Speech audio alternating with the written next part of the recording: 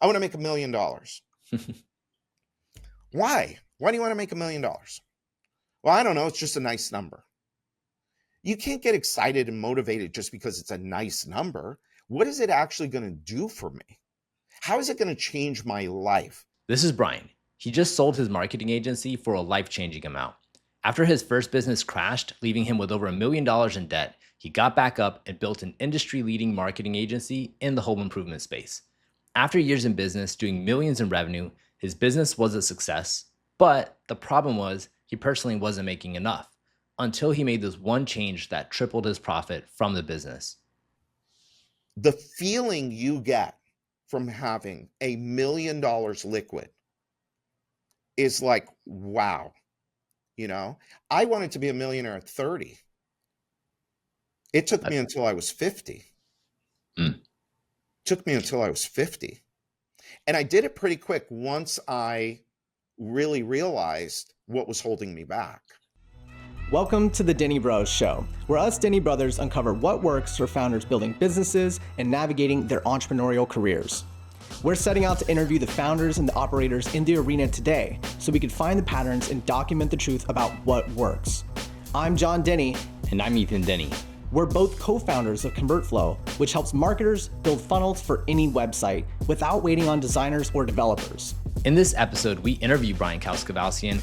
He gets real with us about what it takes to build a successful business that actually pays you well as a founder.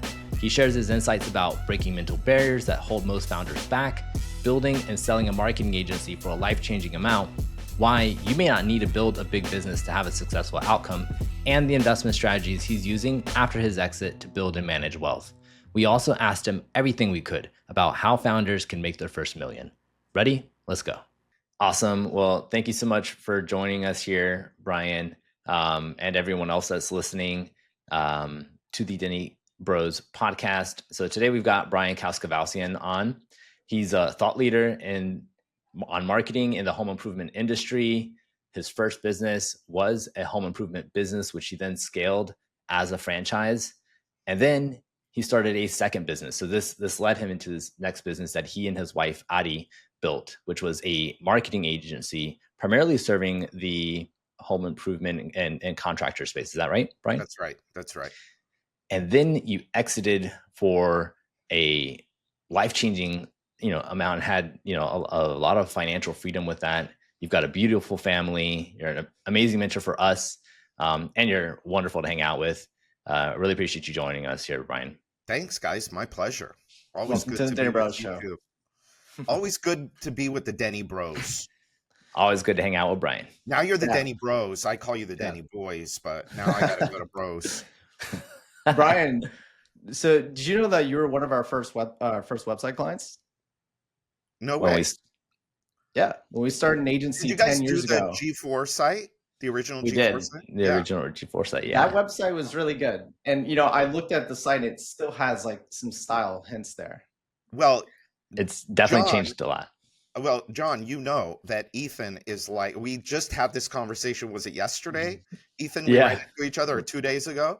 Yep. And Ethan is like one of the best designers around. And I wish agree. I could, get him to do guys. our new site. Yeah. All right. So fun fact, did you know that we made rent that month because you cut us that check? No way. We were in a bit of a rut, and you came through like an angel saving us. I never knew this. How long ago was that? That must 10 have been years. That was 10 about years 10 ago. years ago. Wow. Yep. Yeah. So you know us Denny brothers really well. Like you've mentored us for 10 years now. But some things though is that like you've always given us these really amazing reality checks and wake up calls, and you've just done it over and over and over. So you went from like client to mentor and all, and you're kind of like a hometown Coral Gables like hero here in Miami. So, but we wanted to share some of that like Mr. Miyagi like sage wisdom that you give us. We wanted to share that with other millennial founders because just like us, like they really need to hear it. Okay. What can I tell them? All right. Well, take it away. All right. So before we dive in, first we kind of want to hear. How nice do I have to be? You can be real. Just be real. Yeah. That's what Well, matters. look, I always say this with all of our clients, with anybody that we work with, is that if you want to hear the truth, we're going to tell you the truth, but it's not going to come from a place of judgment or criticism. It's coming from a place of love and respect. Mm. It's coming from a place of, hey, if you really want to get where you want to go, then you're going to have to be okay with tough love, and you're going to have to be okay with hard truths. And I really wish that when I was your age or even younger now, I wish somebody would have done that with me and told me the hard truths, but told me, hey, look, I'm not judging you. I am want to sincerely help you.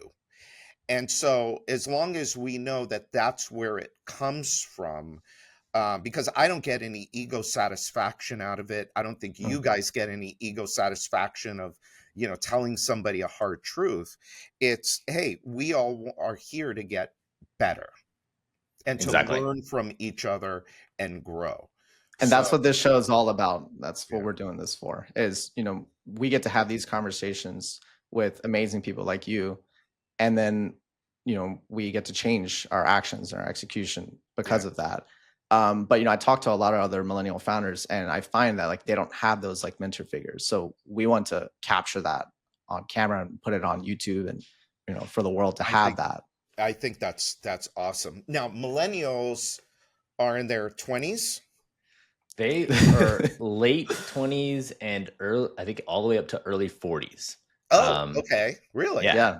All I right. think it's like from like 28 to 42. I saw it yesterday, I believe. Okay. I'm 95, I'm 29. So that's like the last year of millennial. From what I Okay. understand. All right. Yeah. What I came could be after wrong, by the way. millennials? Gen Z. Gen Z. Gen Z. The Zoomers. Got They're a it. different case. Gen Z. We'll worry about them later. We'll worry about them later. They still got time. They still got some time. There may be a few of them listening too. They're Possibly. Oh yeah. They're very entrepreneurial. I would say more entrepreneurial than millennials. Yeah. Ethan may disagree, but I'll have to share my opinion on that later. I'm to be determined. All right. So before we dive into things here, first, I would love to learn a little bit more about G4 marketing, and also just, you've obviously had a lot of success with that. But what happened before G4? Tell us a little bit about your story and, your first business, and what led you to eventually starting G4 and then having a great exit. So how much time do we have? I'll give you the quick. Okay, I'll try and give you the really quick version. So Okay. when I was going to college, I had to work my way through college, and I ended up working for, at the time, my friend's parents' construction company. They had a kitchen and bath design company. That's where I worked. I'm 21 get this, you guys. I'm 21 years old. It's 1989. Okay. 1980, before you guys were even a thought in anybody's head. Okay. 1989. And I was selling, Ethan was being conceived. I'm 21 years old, and I'm selling high-end kitchens and bathrooms to people twice my age. Now, when I say high end, I was selling bathrooms. I remember I sold a bathroom for like 60 some $1,000. Whoa. Wow. And where is this? This is in Southern California. Got it. Okay. So that was kind of my entry. And I was commission only. So I would work all day, and then I would go to school at night. Wow. And Hustling.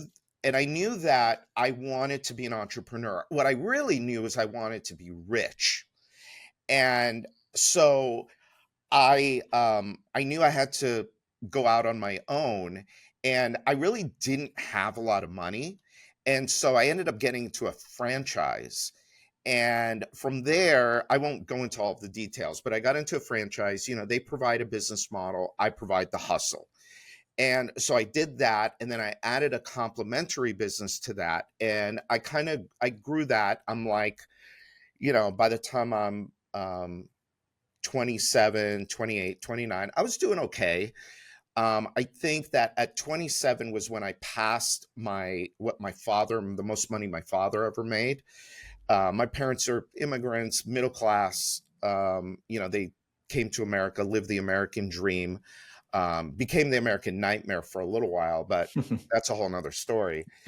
Um, from there, I got into another business, and the intention was that was when I was reading Michael Gerber, the E-Myth. The E-Myth is all about franchise your business. So I took that literally, and I said, okay, let's create this business as if it's a franchise, processes, systems, repeatable, all of that. And then we actually ended up franchising that business. Now, it was not a great business to franchise. I didn't know this back then. Looking back on it now, as a more seasoned entrepreneur, as a more seasoned business person, it wasn't the best of businesses. But we grew that business. But then a funny thing happened. We were chasing revenue and lost focus on the bottom line. We thought, probably like a lot of the people listening to this, well, if we just grow this thing big enough, one, we'll make a lot of money, profit, but also somebody will come along and write us a big fat check for it. Well, guess what?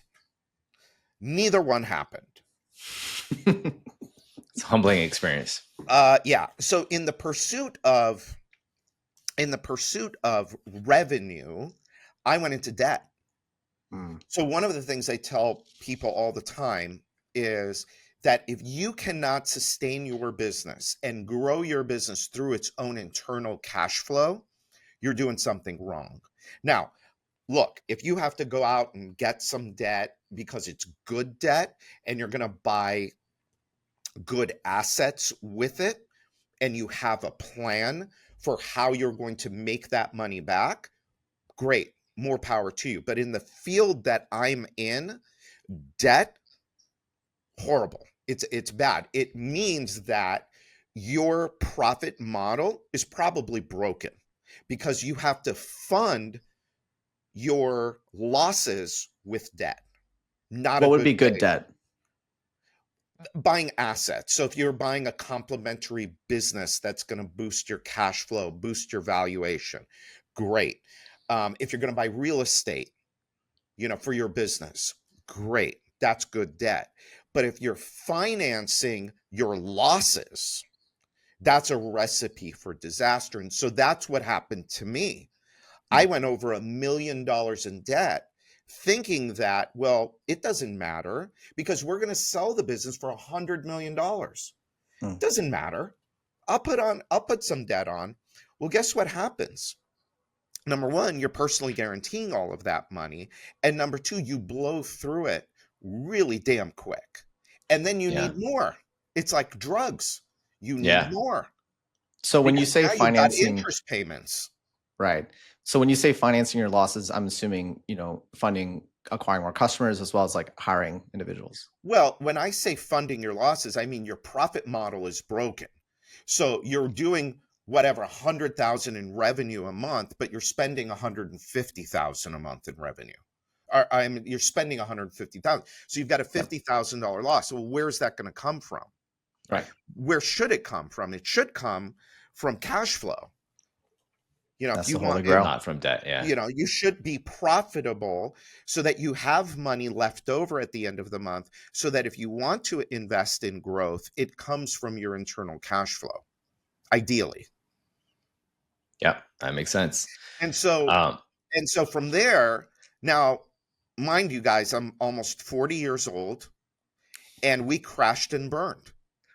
We ended up losing our house.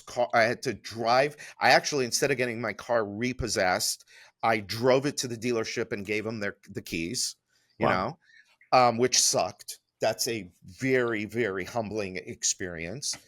I borrowed a car for about a year. And it was bad. It was ugly. Like Addie, my wife, Addie, there were times where she'd be at the grocery store and it would be like, okay, I can only buy this much. Now, we never told anybody in my family this was going on. We never told anybody that this was going on. We dealt with it ourselves. And then I was doing, so to wrap up, sorry, I tried to make the story short, but I think it's instructive. I think it's very helpful for a lot of entrepreneurs to understand. Younger people, I think it's very instructive. Especially at this time right now where we have high interest rates. You know, us millennials, we've been coasting on 0 interest rates our whole lives. Yeah. And now we're feeling it, right? Professional lives, yeah. Yeah. I mean, it sucks. It's hard for you guys to buy any real estate. I mean, this is a time when you guys should be buying homes, and it's just prohibitive because, you know, money is so expensive. Yeah. So, all right. So then I entered the most miserable time of my life. So not only are we broke, but I'm doing consulting work, which is like the worst work you could ever do, in my opinion. And so I'm doing consulting work, and I am working with this company that actually works with home improvement businesses. It's an advertising thing for home improvement businesses, and I'm helping them redesign their sales process for contractors. And I said to them, I go, you know what these guys really need? These guys really need to not only be so focused on the front end of lead generation, but they also need to be focused on the customer experience and customer appreciation and customer keep in touch on the back end, because they do a horrible job of keeping in touch with their customer. Once they get their money, they're gone. They're off to the next one, which a lot of business people do this. A lot of business, not just contractors. A lot of business people do this. So I had sketched this thing out on a whiteboard to these guys, and I didn't think much about it. It was just an idea. Well, fast forward, and we end up getting into, I'll spare you guys the whole long story of that, but that's kind of a fun story. But we end up getting into the agency business, where we're like a done for you relationship marketing business. So what we would do, we would get the client, we would say to them, hey, look, once you're done with the job, you give us that customer's name, address, email address, and phone number, and we're going to take care of them for you. We would send them out a gift. We would send them out an email, ask them for reviews. We would ask them for referrals, and we would stay in touch with them and stay in touch with them and stay in touch with them, so that we would create a valuable relationship. And that relationship was all about how can we be of more value to our customer, and in return they are going to send us referrals, and they're going to come back and buy from us again and again. And so we started that business in 2009. And what's funny, guys, is, I think I've told you the guys this before, is nobody wants to buy. It's like, I already paid all the money to get the lead. Why are you telling me now I got to spend money on my customer after I got them? Right. And it was very short-sighted thinking. And it took me years of going on stages, and podcasting wasn't a big thing back then. So it was stages, webinars, one-on-ones, just, pounding this message. Take care of your customers, they'll take care of you. Take care of your customers. And then after about 7 or 8 years, it really started to gain some traction. And then, speaking of traction, then we introduced EOS. We built out a leadership team. We had an amazing leadership team. We grew to over $500,000 in MRR a month. Amazing. Wow. And then me and Addie got to the point at the end where we were really not even involved very much in the business. The team really ran the business, and it had a very solid 7-figure profit, multiple 7-figure profit. And, somebody came along and liked what we were doing and wrote us a big fat check for it. Amazing. Yeah, I mean, I remember watching you through this journey because I think we met around 2009 or 2010, or it was, around that time. Jonathan was in junior high, I think. Yes. He was a youngin. Definitely. And very impressive even back then. I know. Like more so now, of course, as a grown adult. But man, to those listening here, these kids were so amazing. Like we were, all of us in the room, we met through Andrew's renegade group, I Yeah. and remember. So you guys were the young kids in the back with your father. yeah, you got to credit our And father because he was yeah, a big student of. He's a copywriter, and he was a big student of Dan Kennedy's teachings. yeah. And you all were all very influenced by Dan Kennedy, Oh, and absolutely. Yeah, always Dan loved changed his my like life. no BS type of stuff. Why should millennial founders dive into Dan Kennedy's teachings? Oh God, Dan Kennedy is like, he tells it like it is. He it look, at the end of the day, we're sales and marketing companies. I think a lot of the people that are kind of in your industry get really enamored with the tech, and they think that, oh, Definitely. if I just build this better product and I build this amazing product, I'm going to get rich. Everyone's going to come and want to buy it. There's this saying, it's really popular in the industry, which is like, build it and they will come. But then Yeah, they Well, that's quickly not true. realize that's not true. they're not gonna come. build it build it and then go out and work your ass off to sell it. Exactly. And it's really all about how effectively you can market and sell. And marketing is not only about lead generation. This is really important. Marketing is also about how can you prove to the marketplace that your solution is valuable to them? Because ultimately it's all about your product, your solution, whatever it is, has to be of more significantly more value to your customer than what they're paying you for. Right. And a lot of people seem to forget that part of it. And so in your marketing, you have to make sure that you've got users of your thing that are killing it with your thing, and then you've got to be able to tell their story to others. Yep. And that was something that really helped us, is once we started to get some of the big name people in the industry and they were saying, wow, these guys really know what they're doing. It's funny, lately G4, our company was called G4 Marketing. Mm-hmm. G4 has become a verb. Really? I was doing a podcast with one of our longtime clients the other day, and he used G4 like a verb. Wow. How do you Interesting. use it? Um, and then you put G4. I forgot exactly how he said it. But G4 My Marketing. yeah, G for like it. yeah, and then we put G4 on them or something like that. That's all that And branding you did for 10 years. yeah, Is that it was like, synonymous now with like kind of customer retention marketing, or like loyalty marketing or something? in our niche, yeah, in our niche, we are very, very, very well known now. Now, Yeah. That's amazing. So going back to the early days of starting G4, were there any specific challenges or experiences that were just either very like exciting? I remember when we started, like we had obviously some challenges, and then there were some exciting experiences that kept us going. For you, were there any sort of experiences like that when starting up G4, coming out of the previous business?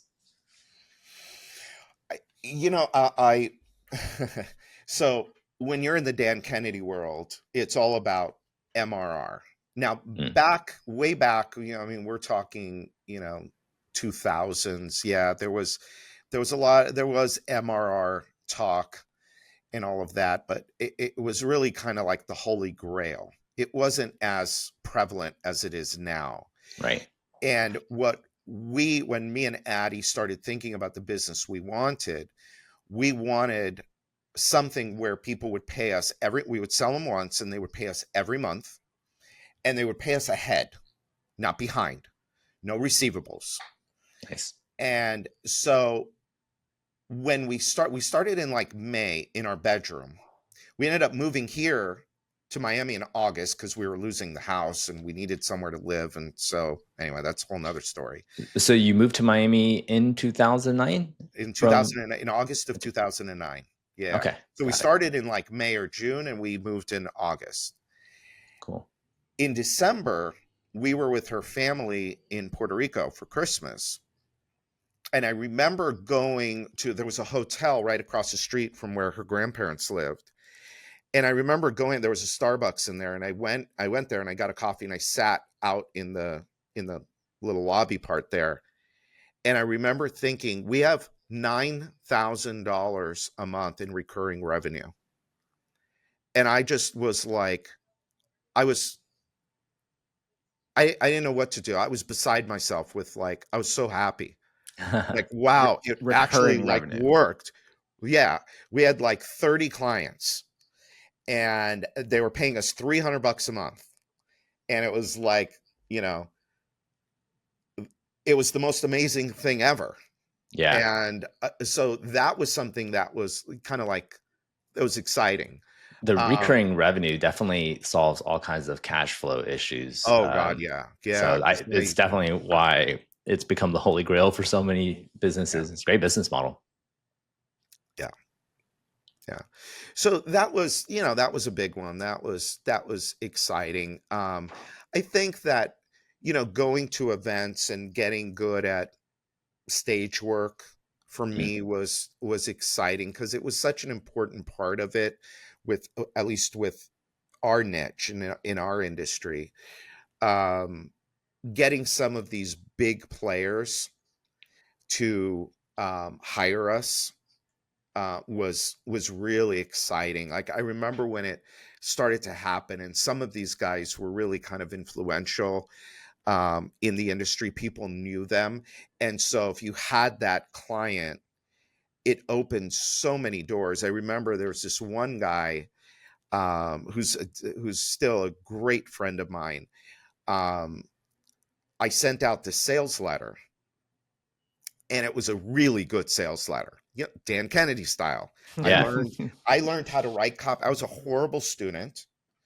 I was not a writer, but Dan Kennedy taught me how to be a really good copywriter. Also taught me how to be a pretty decent author as well. But nice. I wrote this great letter and I send it out, and this guy calls me, and he's got a very distinct voice. I'm on speakerphone. I've got your letter here. And he's basically like telling me how he wants me to come to his office in Detroit, and because he wants to meet me. Interesting. And at the time, I had a quote unquote consulting fee. And so I told him what the fee was, and I forgot what it was at the time. And I basically told him, I pulled the whole, I make more money sitting here on my ass than I do getting on an airplane and coming up to you. And I made him sell me on why I should go up there. Well, what he didn't know was I needed the money, but again, I learned from Dan, you do the pull away, and the guy wanted me more. So I go up there, and we became, ended up doing some work for him. We became fast friends. And now at the events, at the industry events, all of a sudden now it's me and him hanging out together. Cool. And people start to notice these things, and I didn't really, at the time, I just liked the guy, just liked hanging out with him. We had fun. Was he influential in the space? But he was very influential, and that helped me, get introduced to other people in the industry. And it just kind of went from there. I want to double click and go a little deeper here on, we have this concept that we talk about, which is like getting in the room with your customer. Yeah. Because obviously nowadays, post COVID, a lot of things are remote. People are selling through Zoom. If they work in tech, a lot of times they get caught, building product and like chatting with their customers through like live chat and email. And so we talk about the importance of getting in the room with your customer and talking to them in person.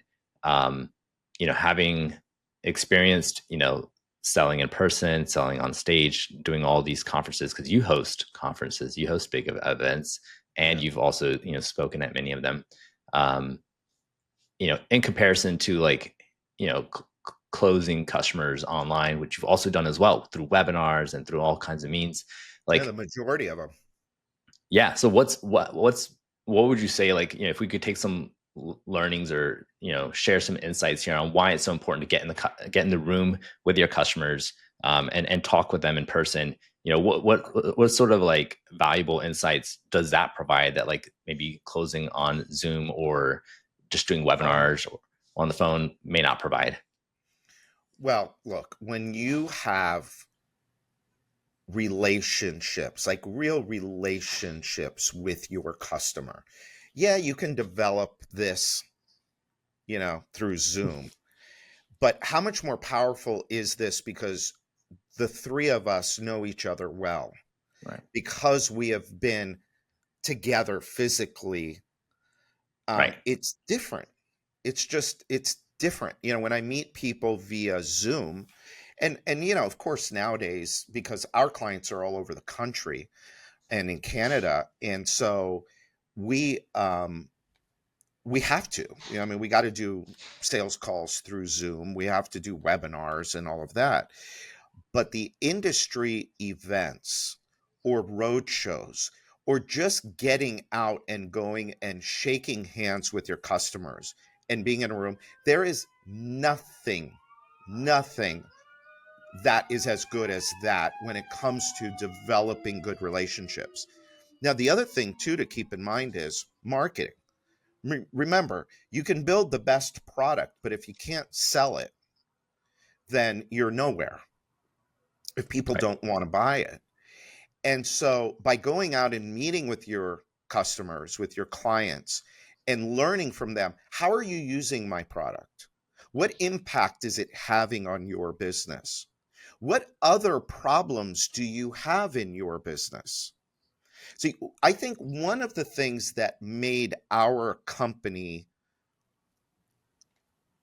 successful, I should say, and valuable was we did not only look at the business, our portion of it on the back end. You know, we put on conferences and we have sponsors and we sponsor events as well for our other businesses. And for G4, we were at all of the industry events. What happens with a lot of, and you guys go to a lot of these industry events, and one of the things you'll notice is that people are sitting in their booth or at their table while the conference is going on inside the room. Yeah. Yeah. That is the It's the back of the room. dumbest thing you could do. You got to be in the room. You got to understand the business that your client is in. You got to understand what all of their challenges are. Every one of those events, I was in the room because I wanted to learn. I wanted to know about their selling systems. I wanted to know about their people problems. I wanted to know about their production problems, admin problems, finance problems. I wanted to know as much as I could know about their business. Now, look, I was in that business, but my niche was a little bit different than the one that I'm in now. Mm. And so that's a big mistake that a lot of people make, is that they just don't really get deep into people's businesses. And you'll say, well, but Brian, you were all the way on the back end of the bit. After they did all of that stuff, your job was only to make sure that that customer is happy. You don't need to know all of that other stuff. And yeah, you're probably right. I didn't need to know all of that stuff. But by knowing all of that stuff and by understanding my customer, guess what? When I'm writing copy or when I'm on a sales call, I can refer back to how it impacts the other parts of the business. I love that. I think, Amazing. I see so many like founders specializing so much because there's a lot of competition, and with so much of business transacting online now, and the barrier to entry to starting a new business being so low, lots of competition, and so it does force a lot of business owners to specialize.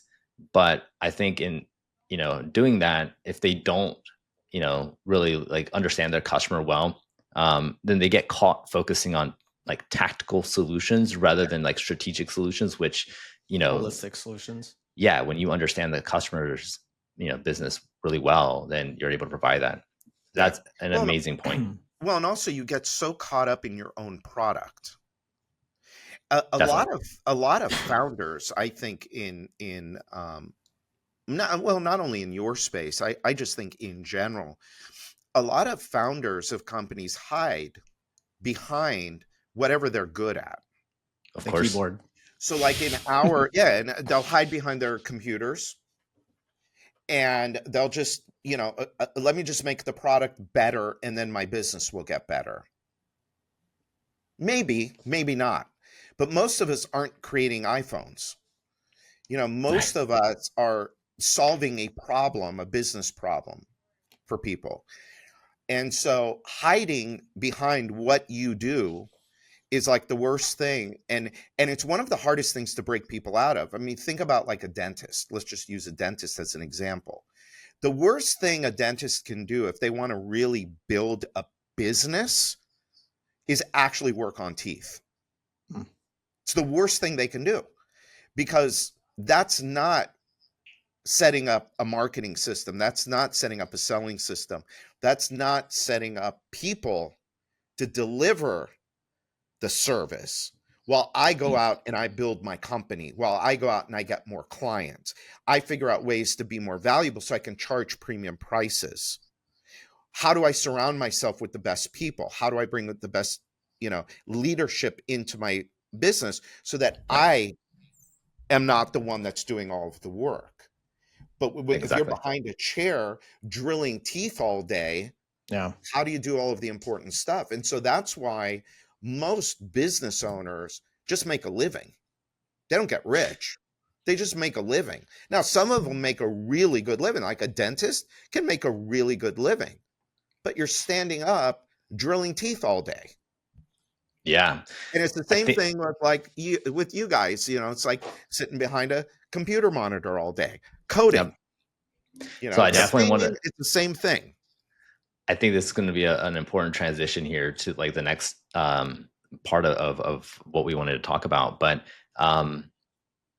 before we make that transition, like I imagine there were times within your business, let's say G4 marketing, where you were the practitioner before you really transitioned into like business owner and building out those systems and the leadership team. What were some of the like challenges you had to kind of overcome to basically scale it into a multiple 7-figure business, and where it was even producing 7 figures and profits? Because you made a point, I actually heard it in a recent podcast where you were talking about how many business owners kind of get stuck having like a high paying job versus a functional business. And to scale, you definitely would need that. So what were some of those challenges that you kind of had to overcome and that you maybe see with some of your clients and other types of business owners? The biggest challenge you have to get over is the crap you tell yourself in your head. That's the biggest challenge you have to get past. What do you mean by that? Well, there's a lot of crap in my head. So people have goals. So you do $1 million a year, you want to do $3 million a year. Okay. We can kind of see and make a plan to see what that 3 million, let's just say, looks like. What's harder, though, is becoming the leader, becoming the person that can run a $3 million business and that makes the profit that $3 million business would make. So let's say you're doing $1 million and you're making, $100,000 a year, $150,000 a year. The numbers don't matter. Strategy is all the same. you're making 150 grand a year. You want to do 3 million and you want to make $500,000 a year. Have you ever made $500,000 a year before? No. Well, okay, if the most you've ever made is 150,000, that's your kind of your set point. Mm. Your line. And so you got to get past that set point. How do you get past it? You get past it by convincing yourself that you are worth $500,000, that you can produce that, and whatever other crap is going on in your head that is holding you back. So a lot of this stuff comes from childhood, the messages we were told when we were kids, how you were raised, how you were brought up, the environment that you're in. The biggest, I think, the biggest difference that I see with business owners, entrepreneurs that really break out and go to the next levels, they work on themselves as much as they work on their businesses. And so you have to go to work becoming a confident leader of your business. You have to become good at eliminating low payoff activities that do not give you any leverage in your business. So leverage, just for a simple way to look at leverage, is you do something once, you can modify it, improve it, whatever, but then you install it into your business and then it runs on and on and on. That is a good owner activity. What is not a good owner activity is getting on, Zoom calls and doing sales calls. You're better off finding somebody, developing somebody who's got the attitude, the aptitude, the ability to sell, and then get them excited about your product, and then give them the support and the coaching they need to go out and make sales happen. That happened with us. So when I made a decision that I was going to quadruple my income. I was sick and tired of where we were. We were making a living. We were doing okay, but I wanted more. I was 47 years old when I made this decision. 46 years old when I made the decision. Okay. And so when I made that decision to say, okay, I'm going to quadruple my income, now I got to start to think about, well, when I make that income, how would that person act? Would that person be doing this activity right now? And in a lot of cases, that answer would be no. Well, then stop doing it. Either find somebody else to do it, get rid of it, outsource it, whatever you have to do, and only focus on highest and best outcome. And what happened was, while I'm going through this transition, now my mind is starting to think bigger. And what's funny is I'm at an event. I'll just tell you, I mean, this was like one of those life-changing moments. I'm at an event and a buddy of mine says, hey, you know this guy, Pete, Big Pete? I'm like, yeah, I think I remember him from this other place. And he says, he's not really happy with where he's at, because him and I were talking about, salespeople. I needed a good salesperson. Sure. And he says, I think he's not very happy with where he's at. He goes, I would hire him in a second, but I don't need him right now. I've got a good team. I said, can you call him right now and get us connected? And he said, yeah. I think within an hour or two, him and I were on the phone. And within a couple of weeks, we had him come and meet with us, and we hired him. Now, at the time, his salary was almost all of our profit. Wow. Was almost all of our profit. It was a big hire. Big bet. And this is after you guys paying, like, did you guys pay yourselves salary, or profit is what you were taking home? I'm talking profitability. Yeah. But this was a big decision, big hire, and it was scary. And had it been a year before, you know what I would have said? I can't afford him. I would have said, I can't afford him.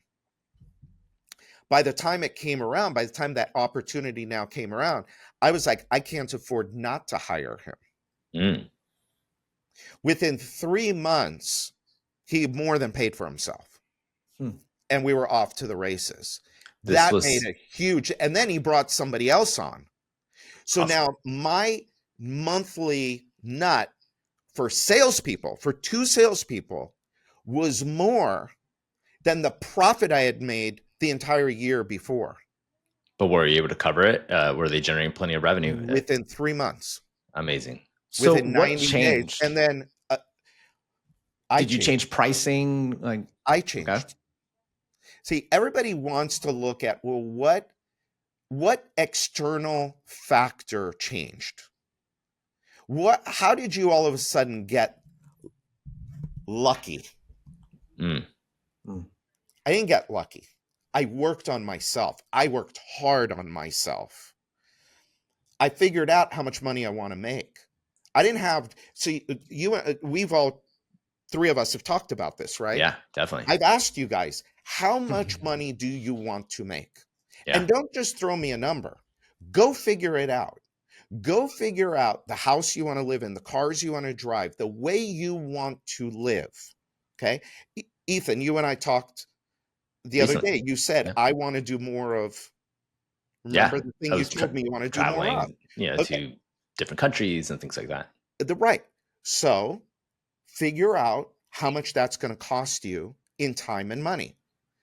And you add that all up and you come up with a number. I have this exercise, the 4 numbers I give to you guys. How do you do that? Lifestyle, future wealth, giving, taxes, and liabilities. And you come up with a number.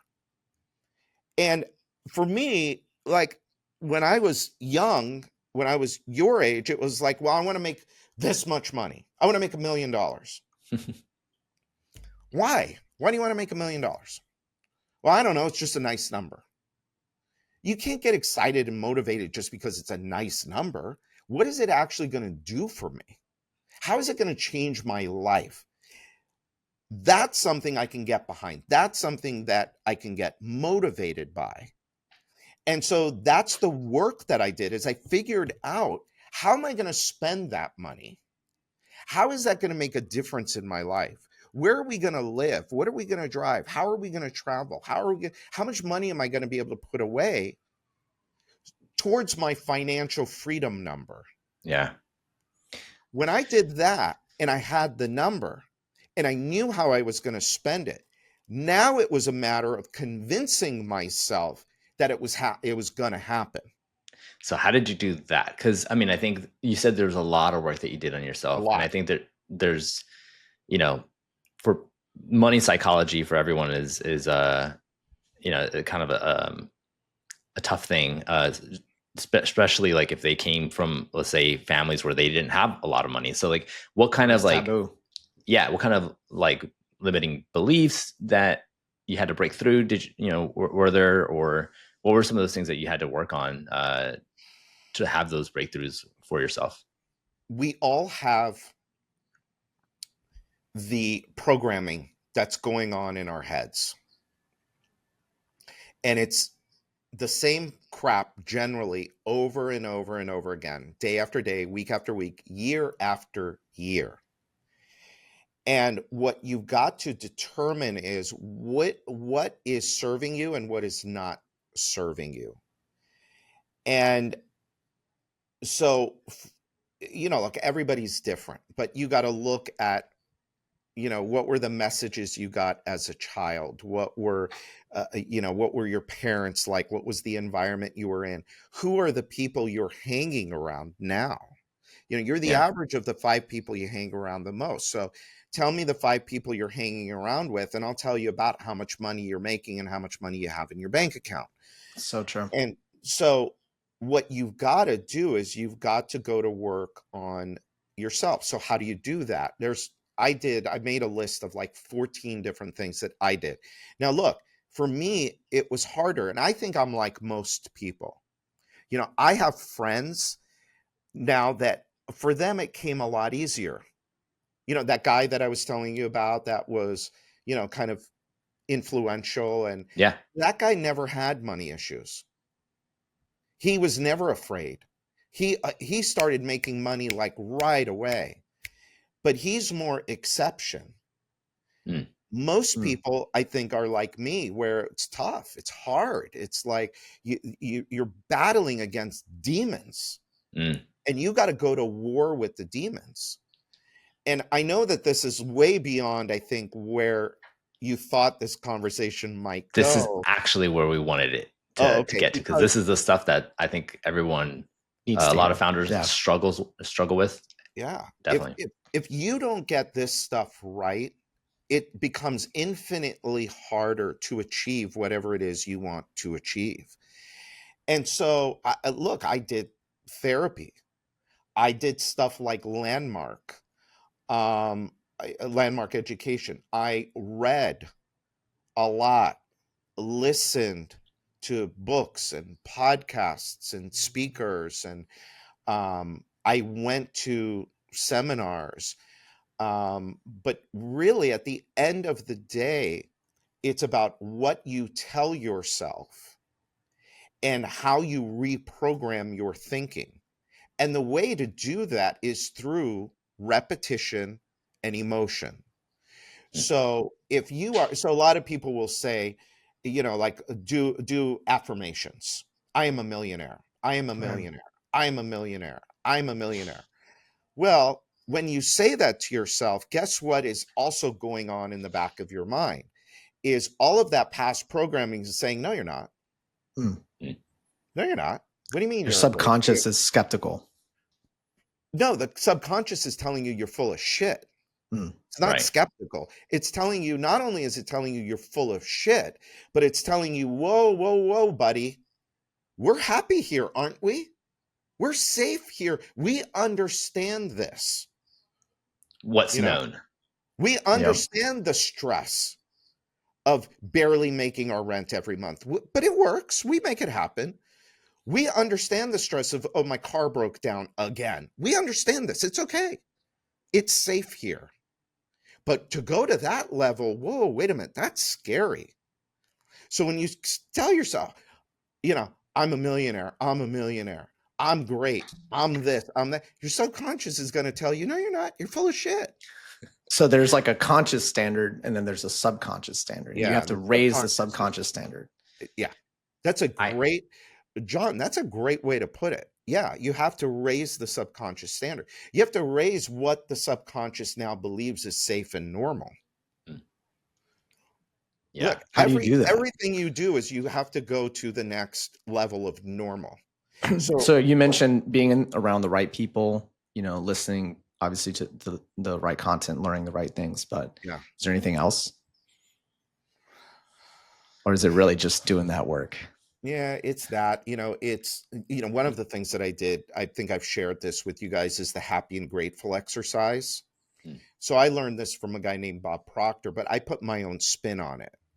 So it's the exercise where you write, I'm so happy and grateful now that, and you fill in the blank. So if it's, you want to make $1 million, I'm so happy and grateful now that I'm earning $1 million per year. My spin on it was, I actually got a notebook, and every morning for 10 minutes, I would write that out, physically write that out. I am so happy and grateful now that I'm earning $1 million a year. I'm so happy and grateful now that I'm earning. And you do this for 10 minutes, and you have pages and pages of the exact same thing over and over again. But here's what's happening. Here's what it's doing. You're physically writing. You're seeing it with your eyes. You're saying it in your head. So you're hearing it in your head. And so what you're doing is, through that repetition, you're now starting to rewire and reprogram. Now, to put that on steroids, you want to put that on steroids, listen to music that gets you excited. Like a trigger song. Yeah, that makes you feel like anything is possible. So what's your trigger song? What do I have right behind me? Right. Okay, got it. That to me is a psychological trigger. Dan Kennedy talks about the environment that you're in. So if you look at my environment, okay, I have triggers all around me. So Rocky, for me, that's in my generation, I was, I think, 8 or 9 years old when Rocky first came out. And it was all about the underdog. It was about achieving something that you thought was impossible. Rocky thought it was impossible. Right. I remember. For him. Rocky, when he was first offered the fight with, or not even offered the fight, when he first heard about Apollo Creed looking for him, his first thought was, oh, he needs a sparring partner. Okay. He didn't think for a minute, oh, I'm going to get in the ring with him. In fact, when he was offered that, he said, no, I can't go in the ring with the heavyweight champion of the world. So anyway, so that's a trigger. I have my Dan Kennedy little bobblehead over there. Dan Kennedy bobblehead is get off your ass and get to work. That's that trigger. I've got over there, you guys have seen my pile of cash. I've got, $1 million of cash sitting over there.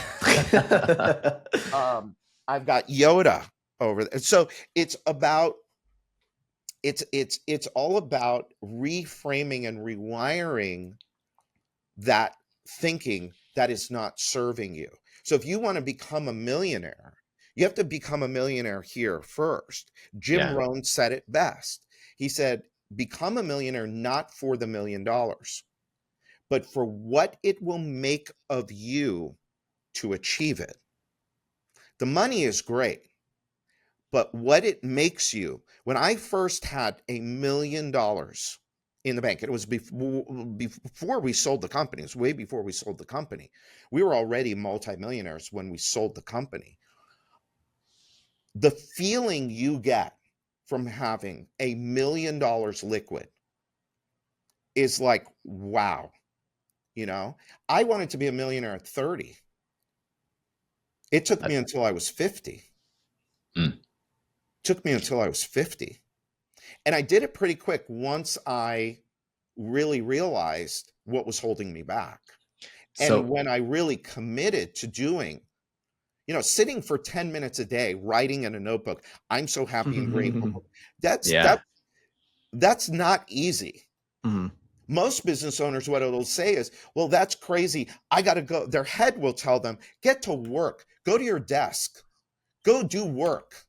Right. But there's no more important work that you can do than to work on yourself. So, and when you're doing that, or like when, let's say someone implements that exercise, but then their reality just doesn't match up yet, right? Like it's not going to. Yeah. It takes time. That's why you got to do it every single day. Now, what happens now, here's the other thing. Here's how you know it's starting to work. So I'm driving in my car, okay, in the afternoon one day, and all of a sudden in my head, what do I start to hear? Your trigger song? Or no? I'm so happy and grateful now that I'm earning $1 million a year. I'm so happy. And I start to hear it in my head. Like, whoa, wait a minute. And then you start to believe it. Interesting. It's all about the belief. Yeah. The reason you're not a millionaire is because you don't believe you can be a millionaire. And I know how I know this, a lot of this stuff sounds so woo-woo-y and airy-fairy and out there. But I have been given, in my 56 years of life, having studied this since I'm 17 years old, I have been given zero evidence to the contrary. Zero. And so this is the work that you have to do, along with the work that you have to do in your business as marketer, as salesperson, as leader and developer of people. You mentioned in a video I came across recently that you can either be right or you can be rich. Would you say that I'd rather be rich than be right? And would being right basically be those, like what your subconscious mind is telling you that you are not, or that you can't do, and you kind of accepting that? Or how did you kind of interpret that? That statement is really more about the need to be right. So the need to be right is all about our ego. I don't need to be right. I'm just as open. I want to learn. And if I'm wrong about something, I'm perfectly fine with it because I'd rather be rich than be right. A lot of people would rather be right than anything else. And that's purely an ego play. And you got to get your ego out of the way. Mm. That's what that is all about. And that Got it. is something that will stand in the way of somebody's success. Absolutely, is that need to be right. Well, I'm right. This is wrong for this and this and this reason. I'm right. This is the way we're going to do it. That's a dictatorship too. And you've seen founders like this. You've seen business owners like this, Yeah. right? It's my way or the highway. That's what that is. But it's not a good way. If you want to get rich and you want to bring people with you and you want to have a good team that are going to follow you and execute on your vision, not a good way to be. Got it. That's very insightful, and I also interpreted it in the way of, you know, the subconscious mind kind of winning that argument in your mind of, you know, let's say you have a certain goal, or you're, you know, trying to increase that subconscious bar or standard that you were talking about, John, but the subconscious mind's coming back and saying, no, this is not you. This is not your situation right now. Yeah. You don't want that to be right either. Yeah. So let's talk real quick about G4 and your exit with G4. You know, how was your experience with that? What was that like? When did you determine you were ready to kind of start the next chapter and exit the business? So it was really, you know, we had talked about it for a couple of years. There was a company backed by private equity that came into our space that started to buy some of our friends in the industry, CRM, marketing companies. And we saw what was going on, and we thought, and it was like, you know, before COVID. And me and Addie, we're married, we're business partners. It's not always easy. We've done a good job of it, but it's not always easy to do that with your partner, with your spouse. We see you guys as a power couple. It's amazing to see. Yes. Well, Inspiring. that's nice of you guys to say. And the power is in, I think, more in her. She makes us a power couple because she's pretty incredible when she puts her mind to stuff. It's pretty awesome.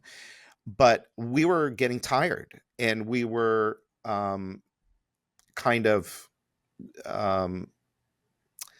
we were tired.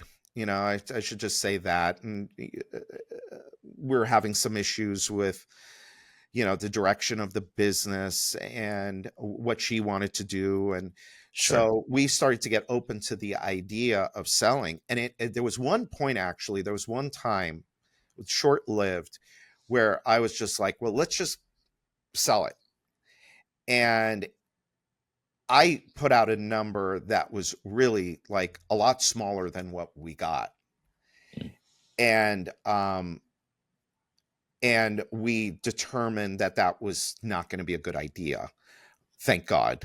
And so that kind of was in our minds. And then this company came back around again.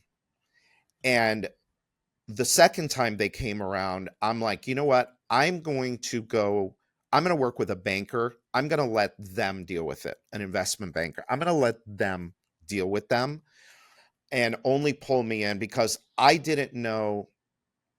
You know, I think in the first meeting as a founder, you're like, all you're doing is you're like throwing up all this stuff, you know, and you're probably talking way too much. You're probably saying way too much.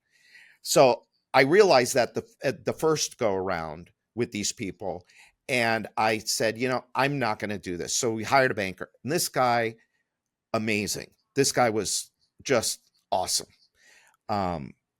And he met with them, he dealt with them, and it didn't work out. luckily, again, thank God it didn't work out because it was not going to be a great deal. It was not going to be a great deal. He says to us, well, look, I got a lot of people that want this, that'll want this thing. Cash flow's great. You know, it's a recurring revenue model. It's established. You've got tons of 5-star reviews. You have an amazing team. Let me go sell this. Addie gave him a price. Addie gave him the price. This is the price. I don't want anything less. And so he went to work. And within a couple of weeks, he brought us Felipe. Felipe was a, it's called search fund guy. So he had relationships with private equity, some family offices, and they were paying him to go and look for a company, one company that he would run, that he would facilitate a deal, and that he would run for this group of buyers. And we met with him, young guy. He was 29 at the time. Yeah, we met him. He's nice. He's a nice guy. Super impressive guy. Super nice guy. Super smart guy. And we went through the deal with him. Now, it's interesting. So I'll give you a few kind of, this is the part you probably want. You want the like behind the scenes stuff. Because, all you ever hear about is how, oh, we got this offer and then we went through due diligence and due diligence sucked. And then we got a big fat check wired into our account, or this pile of money wired into our account. Right. All right. One of the first things that happens is you get an LOI, this letter of intent. Right.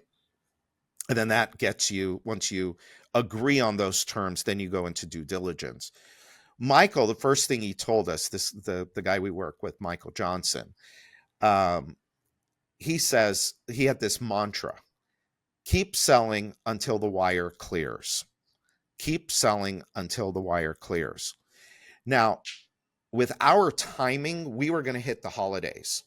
We wanted to close by January because we had our big event in February. And the LOI, I think, was signed in like October, or no, actually, I think it was September. And so we were going through due diligence.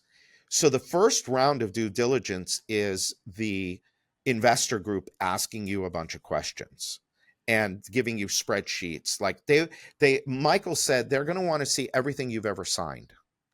So you're spending hours compiling stuff. And then they tell you, okay, now that we got that stuff, now we need this stuff and more and more and more. And so you go through that. That's about 2/3 of it. Wow. And then the lawyers get involved. Not even involved yet. Wow. The lawyers weren't even involved yet. Then it becomes nuts, because they want even more stuff. And then they don't even start to write the agreement until after they've checked through all of the agreements. They go through all of the agreements you have with your clients. They all kinds of stuff. Sure. That's a nightmare. That was a nightmare. That was like a good month and a half. And then because we were up against the holidays, now everything got pushed out. And our event was February like 8th or 9th or something. We didn't close until February 1st. Oh, wow. And so we were like, it was a tough time. But I'll tell you what, when you sign all those documents and that money hits your bank account, you're like, whoa, wow, this is fucking amazing. Sorry, are you going to allow cussing on this? Yeah, of course. We want it to be real. Yeah. It's pretty flippin' amazing. But then that opens up a whole nother world. I don't know if we even want to go there. So before we go there, Yeah. So you've ran the gauntlet all the way to exit. But I think I heard you mention that you got to the point where you're doing 7 figures in profit. Yeah. So I also heard on a podcast that you said that running a smaller business can be actually much better than running a larger business. You know, and so many of us business owners, we fall into this like trap of believing that we need a much larger business. You know, before you sold, you got to that point. Why build a better, smaller business than a really large business? Well, it depends. It depends on who you are and what you want. So if you want to make, let's just say you want to make $1 million a year. In most cases, you don't need a 10 million, a 20 million, or a $50 million business to make $1 million. Especially in the agency business. I mean, to make $1 million in an agency, you just need a really well-run $4 million business. Nice. And so you got to look at, well, what does that look like? What does a $4 million business look like in the agency space? And then you have to have a profit model that is, you know, a good, decent profit model. So, you know, I think, you know, we were typically running in the 30+% margin, which is, you know, where we want it to be. I know others that do better. I know others that don't do as well, you know, that are in the 20+. But if you're under 20 in an agency, something's not right. You're not doing something right if we're talking about an agency. Sure. And so you've got to look at that. And the problem is that, again, people don't determine, well, how much money do I want to really make?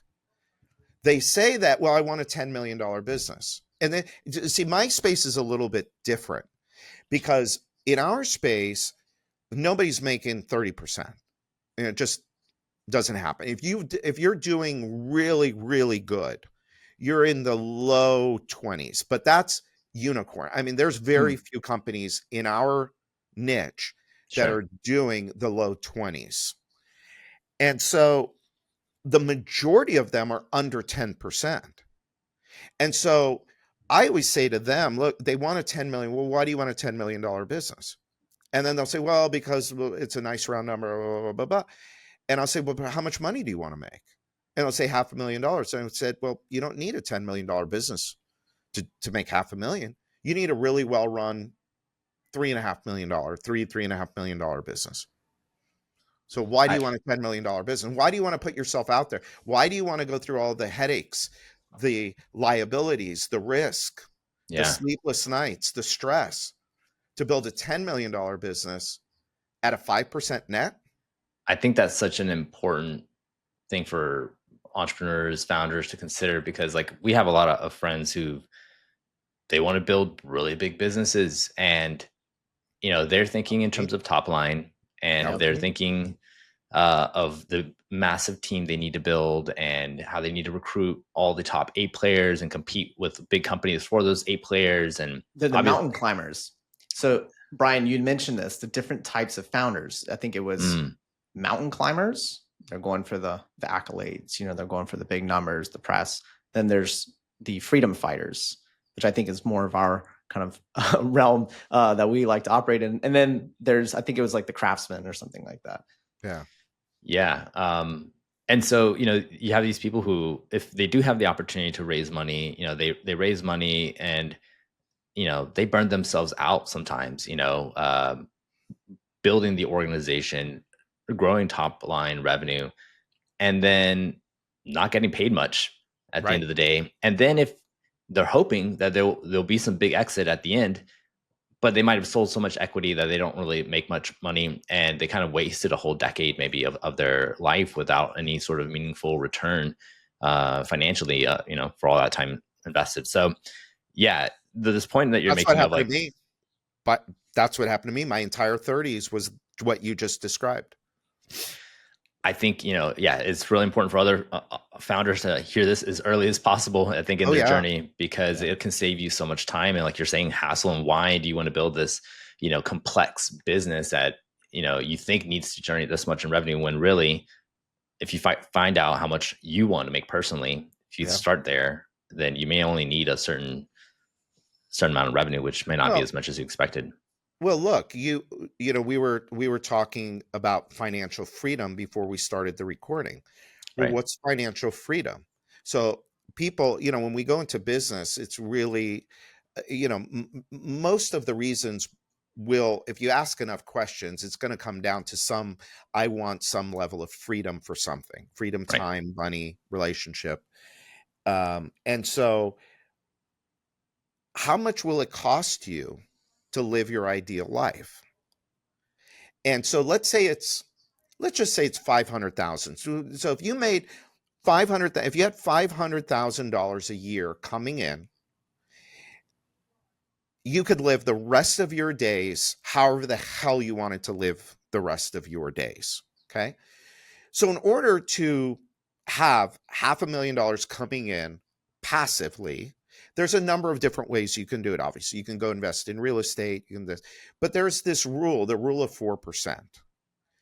And so if you take your 500,000 and you multiply it by 20 or 25, call it 20, just to make the math easy. 20 times 500,000 is what? 10 million. So if you get $10 million, it'll throw off $500,000 in income all day long for the rest of your days, barring any crazy, stupid economic Changes, madness. Yeah. But you could pretty much set it up to deliver to you. There are products out there that'll deliver to you 4 to 5% a year, year after year. That's financial freedom. So now you got to think, okay, well, what is it going to take for me to get to 10 million? And by when do I want to be there? If that's the case. Right. And so I wish I had done this when I was younger. I wish I had said, because back then, when I was in my early 30s and I was just married, yes, I wanted to be a millionaire. And yes, I had big dreams and I had big aspirations. But had I just gotten to like 1 million or 2 million, that would have given me, first, more than anything, it would have given me confidence in my ability to do it. When you say million, that would be like take home. A million net worth, let's say. Right. Okay. Okay. $1 million liquid, in the bank. And if I had done that over, say, 3 years, so if I had made, $500,000 a year for 3 years and, lived right and worked, I could have, say, $1 million. Okay. What that would have shown me, or even 5 years, okay, at that point, what that would have shown me was, hey, you can do it. You're worthy of it. You deserve it. And now it would have developed a whole new set of skills in me to now say, okay, well, I made $1 million. Now I want to do 5, or maybe I want to do 10. And so now it's like, okay, well, what do I have to do to get there? Given all of the foundational elements that I have in place now. Now, that's a longer way to do it. What most people want to do is they want to skip over that whole thing and they want to say, well, I'm going to go. I'm going to build this business. And then someone's going to write me a check for $100 million. That was, by the way, I had these guys that came in and were like advisors to me. Big mistake. These guys had me convinced, we're going to build this and we're going to sell it for $100 million. Okay. $100 million. And at the time, that sounded great. $100 million. I was young. I'm like, okay, I can have yacht. I can have houses. I can have cars. I can all of this stuff. Right. I didn't need $100 million. Today, I'm older now and I'm a little more mature. Do I need a yacht? I'll never buy a yacht. I'm never buying a yacht. Yeah. Ever. I want a new house, so we'll get a new house, a bigger house, right. Maybe. I want to travel, I want to fly private. I figured out what this is all going to take, and we can do this now. I mean, we're we reset our number. We had gotten to financial freedom and we reset the number now because I want to fly private and all of that. And I'll do that within the next 5 years. Awesome. We'll be there. But you got to think about today. What do I really want today? And go to work on that. You can accomplish just about anything you can think about today. If you want to make $1 million a year, I think you give yourself a 3-year time frame to make that happen. You can make that happen. And so you have to look at now, going back to where we were a few minutes ago, if you want to make $1 million a year, figure out what your business needs to look like. Okay. So your business is here now. I'm fighting with my microphone. No worries. It's got a mind of its own. Here's where I'm at. Here's where I'm going. There's a gap in between. Okay. Now I got to fill the gap. What does that look like? Then I got to go to work on myself. I got to convince myself that I'm the leader of a $4 million company that makes $1 million a year. I got to convince myself that as an individual and as a family, we can make $1 million a year. And this is how we're going to spend it and what it's going to do for us. And then I'm going to go to work on my mindset. And then I'm going to go to work on my business. And I'm going to go to work on my business as somebody that in order for me to do that, I need to put good people in place. I need to have a good marketing and selling. So I need leads and I need sales and I need fulfillment. And I'm going to go to work on making those things happen. And I'm going to keep myself out of the weeds. Because if I'm in the weeds and I'm doing the work, I can't be building the business. So Brian, I think you had mentioned that in your space, 20 to 30% profit was like really good. And like 30 was almost like unheard of. And you guys were like getting there with our niche of clients that we work with now. Right. Yeah. In the home improvement contractor space. Right. So there's a vertical, right? And, now we're talking about profit, and I feel like profit is heavily a function of pricing. And I wanted to kind of zoom into that because I think a lot of millennial founders struggle with pricing. Yeah. How can we overcome the fear of charging the prices that we need to charge to be able to have a really good business and have good unit economics? Ooh, that's a good one. Price. So look, pricing is tied to value. If you're selling price, you're screwed. But if you're selling value, now you could charge whatever the market will bear. And so one of the things I think people need to be careful of is low ticket items. So a lot of companies like yours, software agency type, they have low ticket. And I think anything under $1,000 a month is low ticket at this point. Just from my experience. Because think about it, $1,000 a month client is $300 a month client. So you got to go do 3 times the work. Sure. Now, not to even mention a $97 a month client. Now, how many of those do you need? To get $1,000 a month. So it's a lot more work. It's a lot more money towards customer acquisition. And so you've got to look for what is that sweet spot for you. You have to look at, again, this goes back to what we were talking about earlier, is the value that your product or service provides. So if you're in the, like internet marketing space, you have to be good at what you do, obviously. You have to be able to show case studies of, hey, here's how I helped somebody get from here to here. Right. And you have to be able to demonstrate, hey, look, if you're going to spend $3,000 a month with me, you should expect to make some multiple of that from that investment with me. And when you can demonstrate that, raising prices becomes easier. But raising price is really more about your emotions more than it is about data and logic with most people, with most business owners. It is something that for years Now it's become easier in the last few years because inflation has been out of control. And if Sure. people didn't raise their prices, they were screwed. But before COVID, getting people in our industry to raise their prices, my God. Really? Yeah. But it was a mindset thing. It was all about mindset.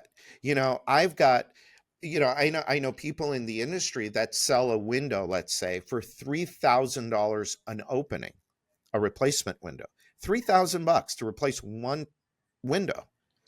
And then you got Wow. other people in the same market, going to the same house that can't even sell $1,000 window because of their head trash, because they have not built enough value behind it, because they don't do a good enough job educating the consumer on why my price is a good price. It's a fair price for what you're going to get from me. And you're saying that if you're an agency or you're some sort of business to business, type of business or product or service, to work backwards from ROI, and then the price sort of works itself out. Try to, if you can. Yeah, absolutely. Try to, if you can. Yeah, what a lot of the agencies do is they see, well, what are other agencies charging? Of course. Yeah. And then they go in and they charge the same amount. Well, what they don't understand then is the economics behind it. Well, what's your cost of goods sold? Right. With agencies, really, cost of goods sold is really labor. It's people. Yeah. And then there's marketing, there's sales, and there's overheads.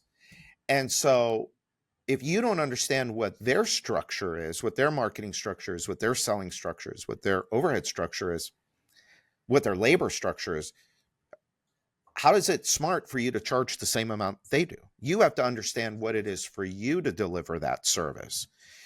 And, in one of the companies that I have now, the Profit Masters, what we do with companies is we set benchmarks. So we've got your cost of goods sold. Let's benchmark it. It needs to be X percent. And then your marketing is X percent. Your overheads, we use 3 overheads, boom, boom, boom. And all of that has to add up to no more than 85, or no, I'm sorry. Yeah, no more than 85%, so that we can get a minimum 15% net profit. Now, if we want to do 20%, we got to go find the 5% somewhere else. And in some cases, we'll go to the cost of goods sold and we'll say, okay, well, our gross margin is not high enough. We need to add another 5 points to the gross margin. Well, what do you do there? You can't really Increase change prices. Yeah, you can't really change your cost of goods sold. What you can do is just charge more for the same level of, labor dollars. And you so can do now that you by go just from a demonstrating the 50%. value. Yeah. So now you go from a 50% gross margin to a 55% gross margin just by increasing the price. Nice. Awesome. And generally, the ironic thing about this is that, at least in our industry, and even when even in the agency now, because they've been raising prices over the last, since they bought it, they've been raising prices. Do you know what's happened to the close rate? Has it gone up? Stayed the same or gone up? Nothing. It stayed the same. Good. Amazing. It stayed the same. In some cases, it will go up. Amazing. In some cases, it will go up. But that is dependent upon how good a job you do educating your customer Right. on the value of your product or service. I think that by charging higher prices, it actually starts a conversation about why the price is higher. Yeah. Definitely. Brian, after exiting G4, what's next for you? What's on the horizon here? So you mentioned you've got another company here, Profit Masters. What's happening next for you? I know what you are got excited? a podcast, The Wealthy Contractor. Yeah. Yeah. What are you up to? So we sold the business, and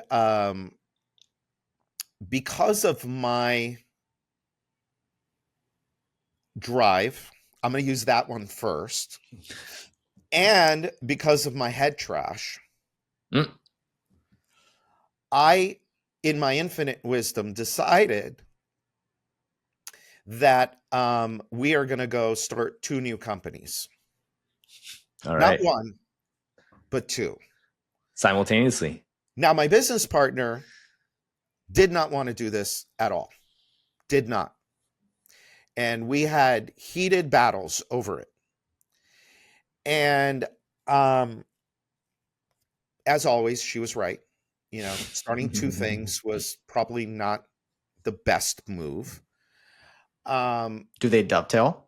But they work kind of well together, but one is a continuation of what we were doing with our side business. So while we were running the agency, because I wasn't involved in day to day, that allowed me to go work on the wealthy contractor. So we had the podcast, we had events, we had mastermind groups. That's where I was focusing most of my time. And so what I did was I took the mastermind groups and I just said, well, instead of doing 2 groups, why don't we do 5 groups? Why don't we do 10 groups? And so I opened that up and we added more groups to that.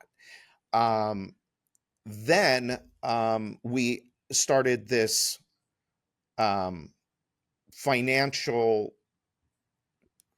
I hate to call it a bookkeeping business, but for lack of a better term, I like to say it's a profit advisory business where we help our clients make more money by taking over their financials, doing them the right way, putting a system in place, and then meeting with them every month to coach them on what the financials are telling them.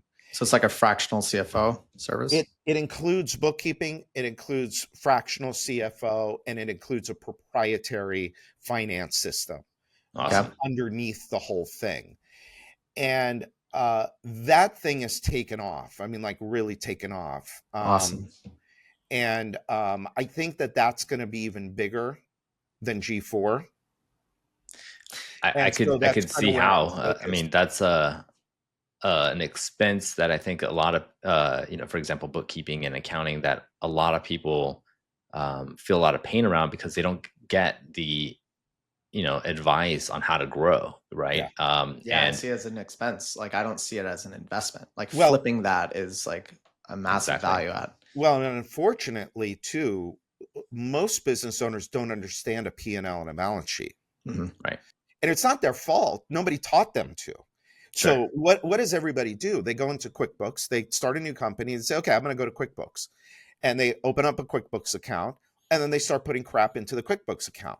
Well, the problem there's many problems with it, but one of the problems, just one major issue is when you set up in QuickBooks, everything is, your chart of accounts is all in alphabetical order. So you got advertising, then you got payroll, you've got rent, you've got travel, you've got meals and entertainment. It's all a mess. Yeah. What we do is we organize it in a way that makes sense. So we put the COGS, your cost of goods sold. What is that? So it's all direct expenses to a job. Okay. Then we look at marketing. That's another bucket that we look at. And then we look at overhead. We have 3 different overheads that we look at. And so we organize that. And this is, anybody should be able to do this. I did, when I first learned about this organizational structure from my now business partner, I'm like, whoa, wait a minute. I'm not doing this in my business. So I did that. I converted my business to this model as well, where I had my buckets, where I can quickly see, okay, what's my benchmark for COGS? Am I hitting it this month? And we were fairly consistent in hitting our COGS, which was good. And you look at benchmark as like a percentage of revenue? Yeah. So there was a set target gross margin, gross profit, however you want to, it's the same thing, but it's basically revenue minus direct costs, cost of goods sold.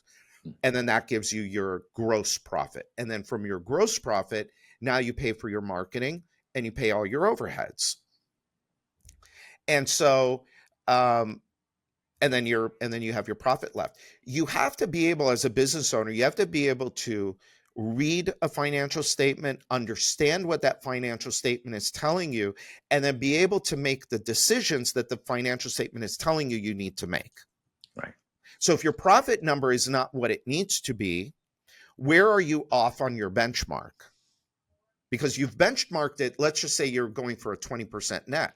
So you can only spend 80%. So how do you divvy up the 80%?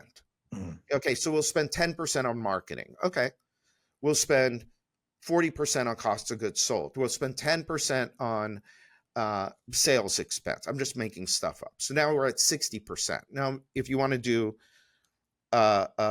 if you only have 80% to spend, now your overhead has to stay within 20% of your revenue. Right. And you have to manage to that, because it's ultimately, at the end of the day, the ultimate scorecard for an entrepreneur is not how much you sold this month. It's how much you made this month, this quarter, this year. That is the ultimate scorecard. That is what is telling you whether or not you're a good entrepreneur or a not good entrepreneur. I think in this environment, a lot of entrepreneurs are being reminded of that and are having to learn that lesson. Well, it's nice to see that we moved beyond even private equity now.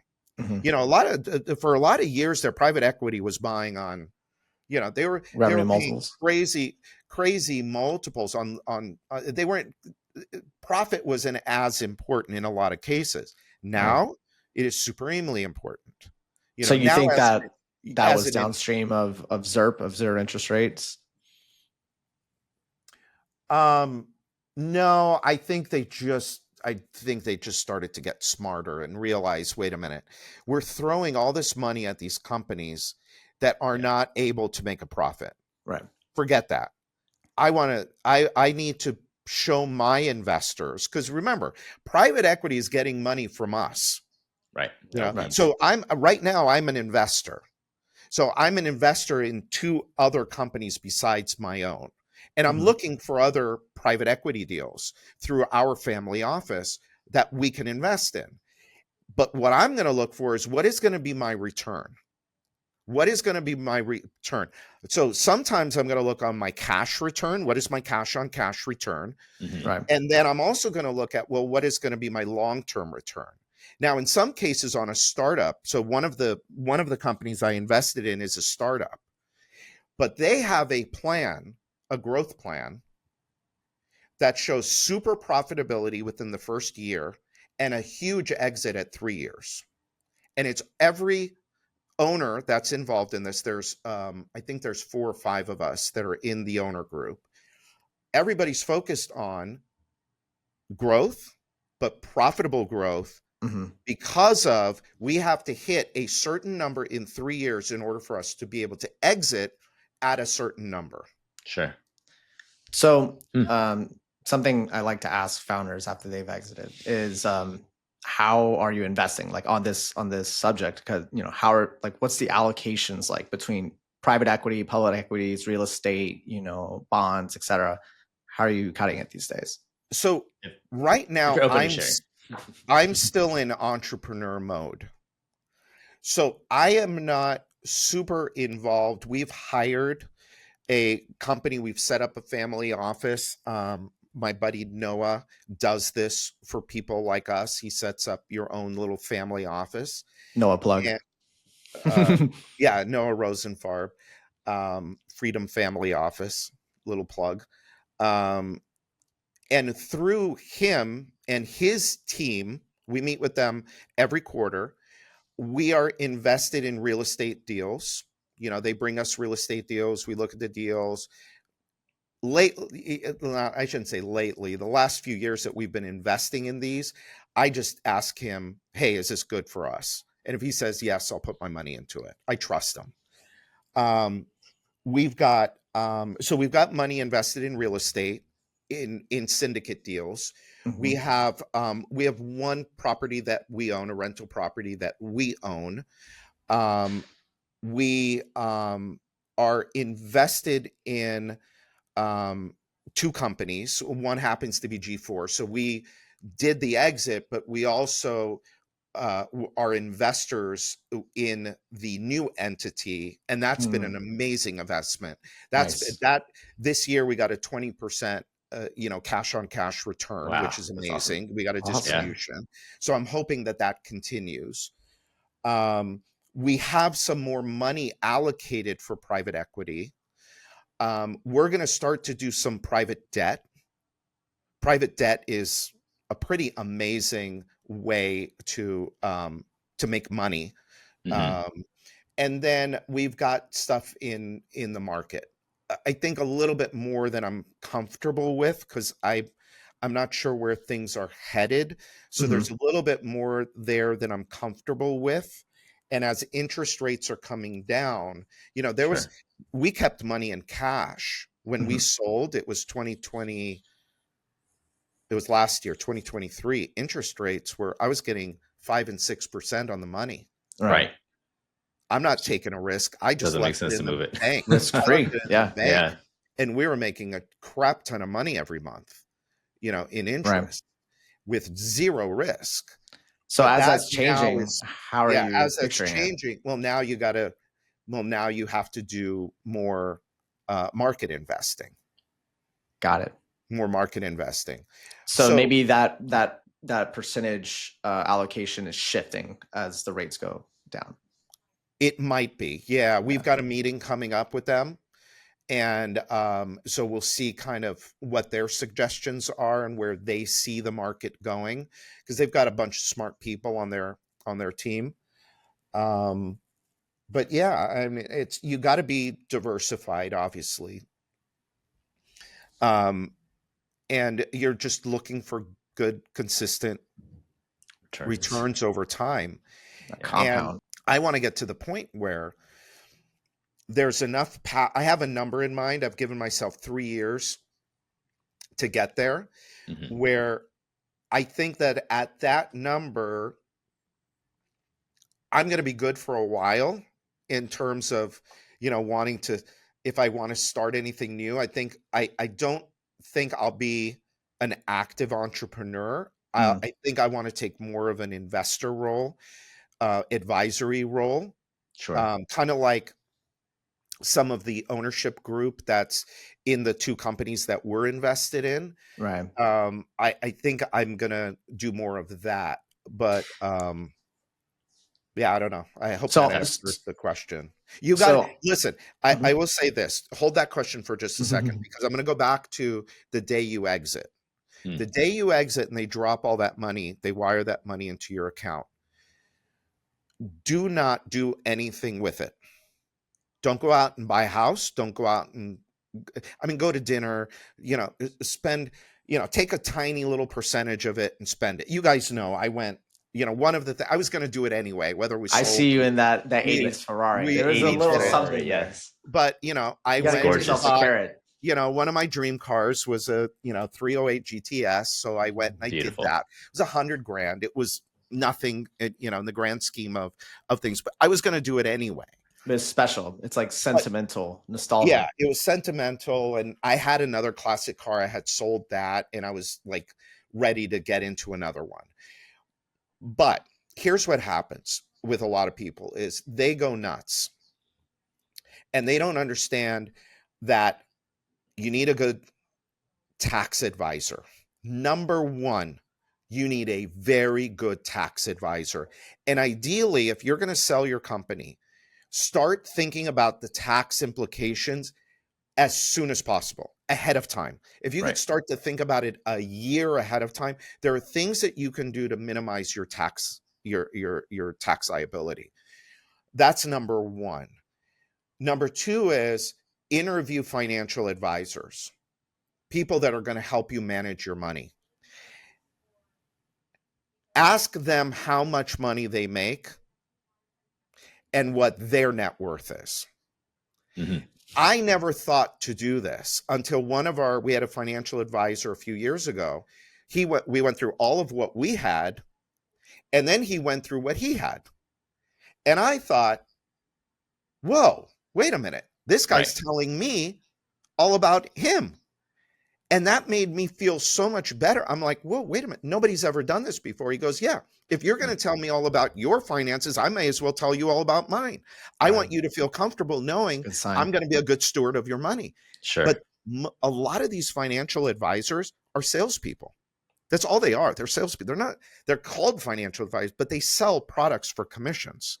Mm-hmm. And so you want to be very, very careful. You want a good accountant. And then you probably need a very good trust attorney, because you want to build, you want to put your money into trust. You want to have a will. You got to do all of that stuff. And it's not easy. It's not easy to do all of that stuff. It's a pain in the ass. However, it is the right way to set it up. Because what a lot of people do is they'll sell their company, and then all of a sudden they'll go, whoa, and they'll go start spending money. They'll tell people they made money. People come out of the woodwork and ask them for money. They're giving away money. It's like, oh, and then a few years later, they find themselves broke. You got to go back into the game. Back into the game, and you're in a defeated position at that point. And a lot of times people can't recover from that. Yeah, I hear a lot of. Oh, go ahead. Yeah, Ethan, you got this. Yeah, I know a lot of like founders before they exit. I've heard as soon as, like you're saying, as soon as you think you may want to at some point, I've heard that moving, transferring like your ownership or shares into like either a revocable or irrevocable trust might be a good idea for tax applications and things like that. Any thoughts on that and advice? I'm not going to give any tax advice. Oh yeah, definitely not. But we will plug Noah. Yeah, Brian's guy. Exactly. Yeah, Noah's great. I've got a really good tax advisor to Jason. I've got a great, trust attorney. Yeah, it's funny when you get rich, whatever that means for you. I mean, look, right. $1 million is rich. But when you get past 10, now you're at a different level. When you get past, I mean, it's funny, in wealth, there's different levels. Mm-hmm. Like one is okay. It's good. You're rich. 10, you're getting there. But at about 30 is where you're like, start to get into the ultra wealthy. And so what's fun, and then it goes up from there, then you got your 50s, you got hundreds, then you got multiple hundreds, and then you got your billionaires. There's so many different levels of wealth and so many different levels of advisory and help at different levels. Like I've got I think 3 or 4 friends now that are worth 9 figures. I mean, what they're doing at 9 figures is totally different than what I'm doing at 8 or what somebody would do at 7. Totally different. And their teams are bigger. And so it's as you have to learn how to be rich. Let's just say that you have to learn how to be rich. Skill. Not only do you have to accept it here in your head, but now there are some skill sets that also have to come with being a good steward of that money. Yeah. We were talking about that book, Never Enough, right? And I think that Andrew Wilkinson talks about how like it becomes this thing that requires an entire team to manage and can sometimes become a full-time job, to a great degree. Oh yeah. Well, when you get up into his levels, yeah, I don't ever want to be there. I don't need to be, it's funny. Maybe it's my age, maybe it's, because I'm older. But the idea of having multiple houses, he talks about it actually in the book. Like, how would I use multiple houses? Right. When would I go use my yacht? You can only live in one of the houses. Like you can only live in one house at a time. However, yeah. Your friends can stay in it sometimes. Now look, but when me and Addie go travel, we're staying at Four Seasons. We're staying at the best. I love hotels. I don't like doing Airbnbs. Yeah, I want the full service hotels. So we'll go stay at high-end hotels. They take great care of you. It's like, what do I need to take care of another house for? What do I need staff for? It's not Right. even for the money. It's for the headaches. Yeah. Like Sure. I got to be thinking about, oh, I got this house in Palm Beach, my weekend house in Palm Beach, well, there's people over there that there's shit that goes wrong with it. I can't even deal with my own house.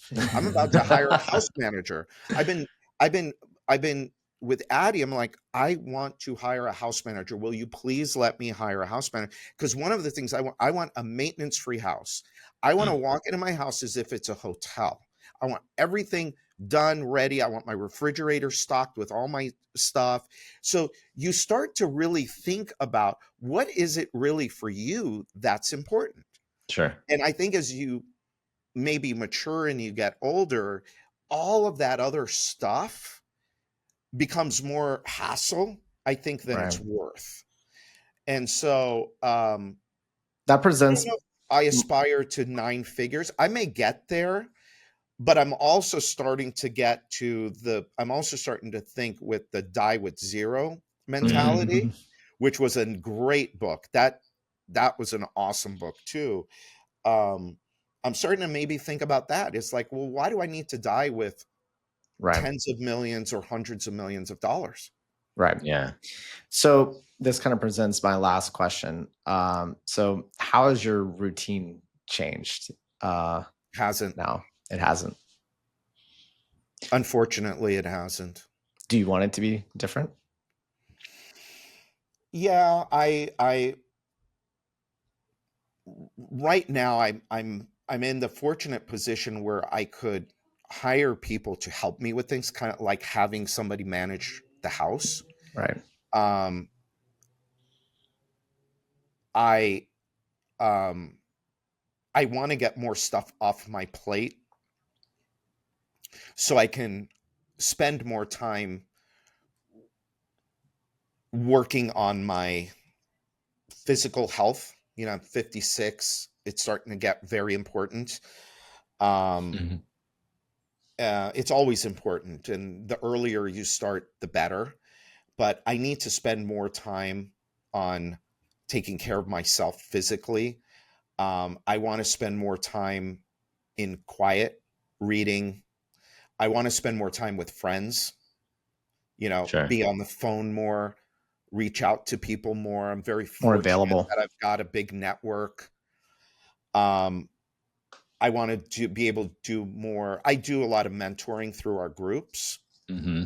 Um, so I don't know if that answers the question, but I think it yeah, does. that's kind of what I'm thinking about. I really, over the next year or so, I really want to look at my routines and what I do every day and start to mix it up a little bit and start to get it more to be what I want. Yeah, it makes sense too, because you're a year out. So Yeah. Right now there's so much going on. I've got, we've got the big event coming up. We're just launching Sure. we just completed a big event. We're onboarding a bunch of new clients. There's so much stuff going on that it's hard for me to stick with a, good, or the type of routine I think I would want. So I'm working on gotcha. that now. All Makes right. sense.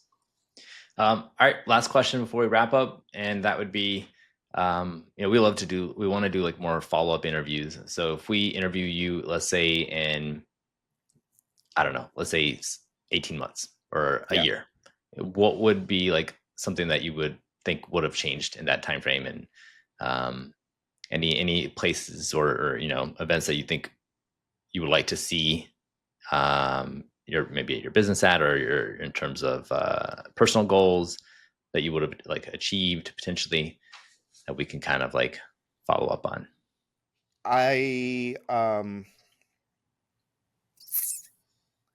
So thinking about the business, I think that the business, the Profit Masters business, which is the one that really I'm going to focus a lot of time on, I think we'll be in a place where we've got a good, solid leadership team in place. We've got EOS structure in place. I'm either the visionary or I'm in the owner's box. Not quite sure yet. Okay. I'll take up. I'd rather be in the owner's box, but I think I'll be in the visionary box for a little while with my business partner. That company, I think, will be on the, will be starting to hit that tipping point where we'll be at about 100 clients, and we'll be going to, I want to get that to 300 clients. That's kind of my magic number. So I think we'll be well on our way with a good foundation to get Cool. there. Personally, it's hard because I have a partner, and she makes all the decisions. John, as a newly engaged man, right. congratulations. Congrats, John. With, your beautiful fiance. Thank you, Brian. She's the boss. Do what she says. Happy wife, happy life is a real thing. I believe it. But I would like to spend more time with her, traveling, having fun, and possibly a new house. I want to go a little bit bigger. I want a speakeasy in my house. You've told me about the speakeasy. Host cocktail party in my house, and I can't do it in the current house unless I can't do it in the current house. So those are kind of, I think, where I'd like to see 18 months. It's a good question. We'll do a follow-up and see where we're at. Okay. Definitely. All right. So this has been amazing, Brian. And you obviously know us well, you know our business well, and we're on our journey to grow our business to 8 figures. Yep. Who should we talk to next? Nominate someone. Andrew Wilkinson.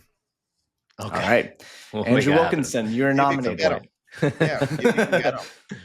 All right. Yeah, we'll do it. That was great. And look, you guys are awesome. I love you guys. I believe in you guys. You are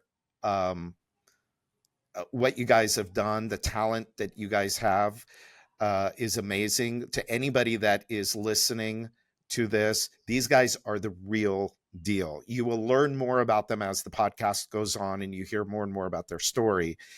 But these guys are the real deal. And listen to them. I'm blushing right now. Listen to them, learn from them, and they're going to learn as much from you as you're going to learn from them and their guests. And I wish you nothing but, continued success. And I hope this podcast blows up for you guys. I hope so too. But that was really, really nice, Brian. And I appreciate that. It means a lot to us. I think I just realized words of affirmation is my love language. No. But again, our goal with the Denny Bros show is it's not about numbers. Like we want the people who are serious about this stuff to, learn from the best. And we want to document that and put it online for everybody. We also have lots of friends that have gotten burned, as well, pursuing different paths, whether that's like, buying a business and getting involved there, or like raising a lot of money, or, building a business that they wanted to, achieve profitability with, but it was just a tough business where they didn't make the right decisions along the way. So if we can extract insights and advice from people like you and bring that to them quickly, so that they can hopefully learn those lessons faster, they can get to where they want to be faster. Absolutely. In terms of business, but also personally. And I feel like this episode embodies that. The personal psychology stuff is where everything is rooted, and it all follows as a byproduct of that. Exactly. Absolutely. All right, Thanks guys. so much, Brian. Thank you, Brian. Man, that was awesome. I feel like we got to recap some of those lessons because, I feel like it's kind of matched up with some of the other lessons that we've seen before. But there was some very clear ones. Yeah. So the first one for us was, build it and they won't come. You need to learn to sell. So there might be some examples of companies out there that have built products, have built services, and maybe people have come their way, but the majority of the time you got to just get out there and learn how to sell it. Yep. Yeah. So he was saying it, he started learning to sell, I think it was kitchen stuff. And then that just translated right over into his own home improvement business, and then like he built a marketing agency for the home improvement businesses, and then that was very successful for him. Yeah. Yeah. It's amazing to see how like founders many times will just kind of like they roll their experience from one business into the next, or from one, career experience into the next. And you kind of just see a continuation of what they've been doing just for a long time. On that note, there's like a compounding effect of staying within the same industry. So there's different roles in the industry that he played, sales rep, then it was like home improvement, contractor, and then it was like marketing agency. But the experience in that industry, how it all works, the motives, all that stuff, just completely dovetailed into the next venture. And it compounded over his life. Yeah, that's amazing to see. Now, the next lesson here, you want to talk about it? Yeah. So the next lesson here is get in the room. So he said it like to land clients, like you got to get on the plane, you got to go get in the room. We talked about this in episode 1, that like just learning through the internet, trying to talk to people, survey, DM, cold email, it's fine, but like it's just way too slow. Spend the money, get on the plane, get in the room, talk to people. You'll talk to dozens of people. But I think to add to that, Brian mentioned, getting around the right people, like a higher caliber of people or customers, help them land like a big logo. And then like all of a sudden he like was able to get a lot more clients after landing that logo. And like that type of stuff only really happens when you like get on the plane and you make those connections and you have those backroom conversations and drinks with people after the conference and all of that. Totally. Yeah. Like those influencers in the industry that, can act as social proof, for your business. Usually like the fastest way to get in touch with them is go meet them in person at one of these events in your industry. Right. Because they're there. The next one is just be absolutely obsessed with customers, with your customers. Go deep into all of their problems, not just the problems that are relating to your service. You actually need to worry about their entire journey, right? And you need to understand what makes them tick and what they're doing before they end up needing your service, and what they're doing after they've succeeded with your service, and being able to chart that journey. And that comes from just being absolutely obsessed with your customers, which is what Brian definitely embodies. Yeah. And again, you're able to approach things holistically, strategically when it comes to solving their problems, because you understand the adjacent problems and the problems they were trying to solve before and after your solution. There's a saying that in business, I don't know who said it first, but you basically need to understand your customer's problem better than they understand it themselves. And that really happens when you can understand a multitude, or is that even a word? But a lot of different problems that they have, and you understand the relationship between those problems.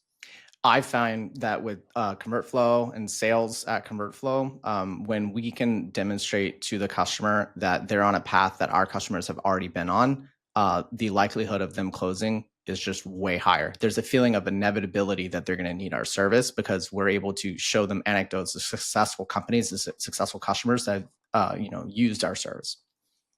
Exactly. Next lesson that we are extracting from this is, for your business to be a successful outcome for you, you need to figure out how much you want to earn first, and then make decisions based on that. So ultimately, this comes down to your incentives being aligned. But as we talked about in this interview, there are founders that they go down a path that is not necessarily aligned with what they really want in the end.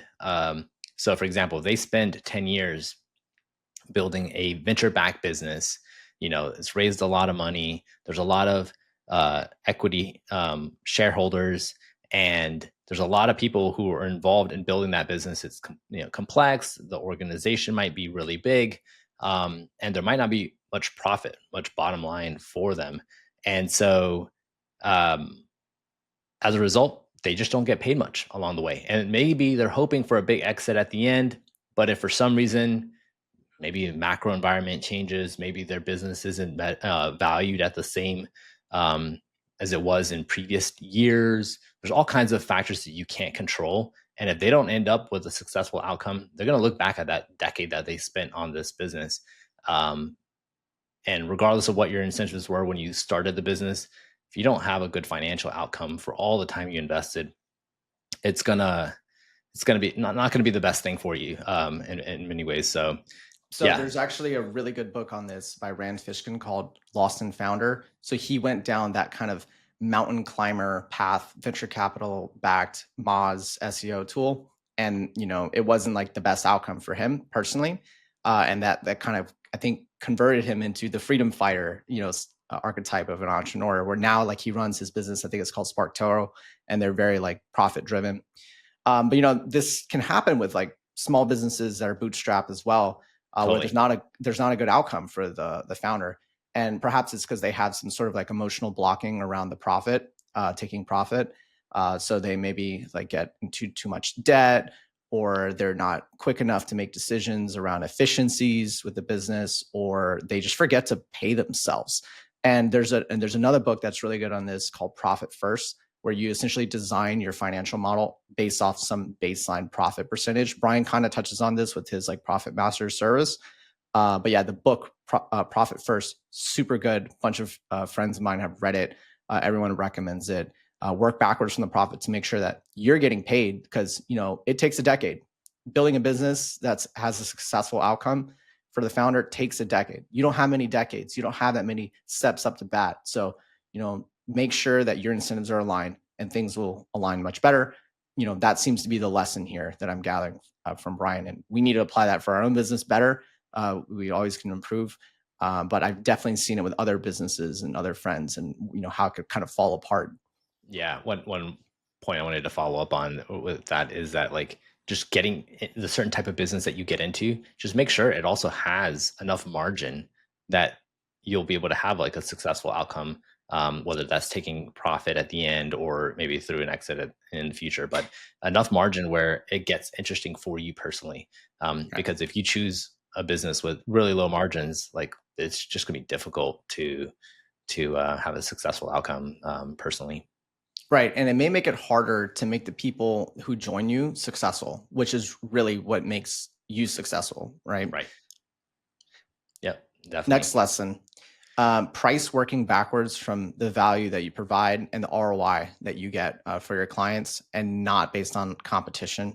I would add to that, not based on cost. So we've built our business with cost-based pricing, where it's based off like traffic usage and all. And while it's great from an expansion perspective and it's automated, there's a frustrating aspect of it. We'll sometimes see accounts where they're getting 100, 200, 500x ROI, because we can see the revenue that they generate from ConvertFlow.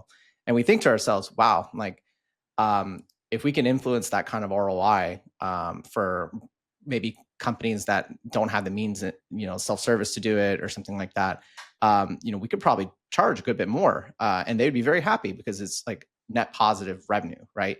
Increase, right? From ConvertFlow. So definitely making us think about that. Brian's advice there around pricing based off ROI, not based off competition, and I'll add, not just based off cost. Totally. Another lesson here is to become more successful, you obviously need to work on yourself. Brian's talked a lot about this, like working on yourself regarding like your skill sets, but also your mindset, your mentality, your internal psychology, and also raising your subconscious standards.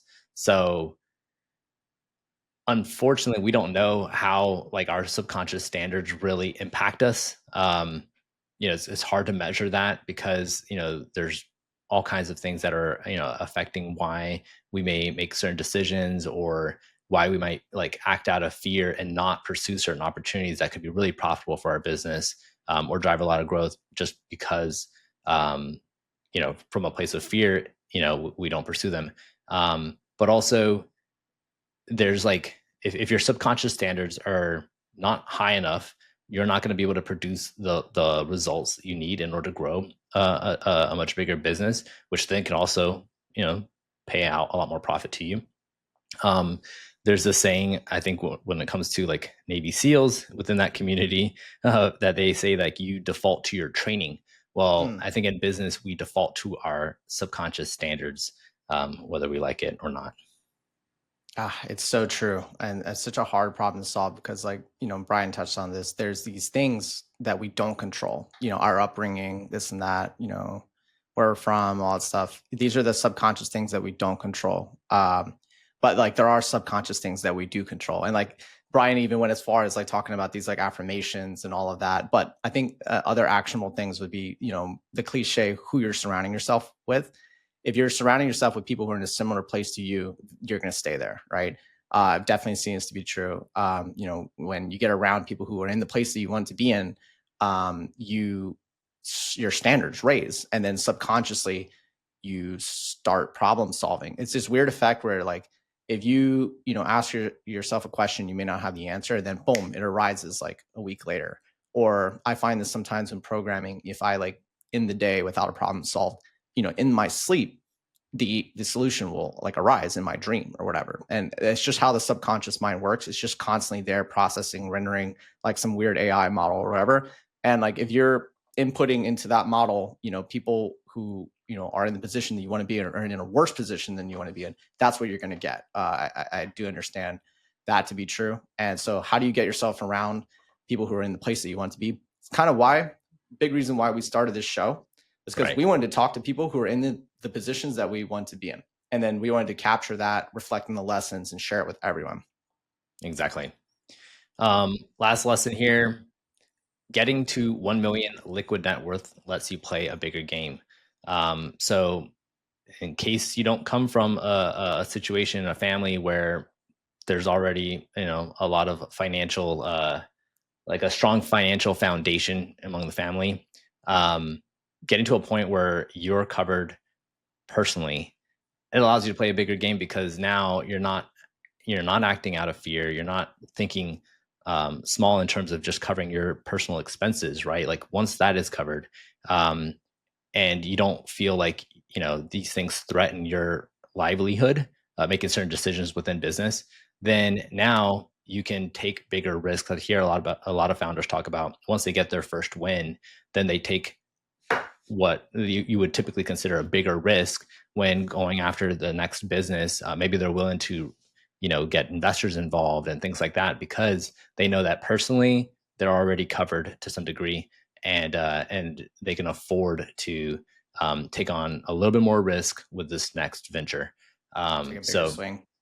that too, yeah. So getting to 1 million liquid net worth lets you play a bigger game, and it's important for founders to do that.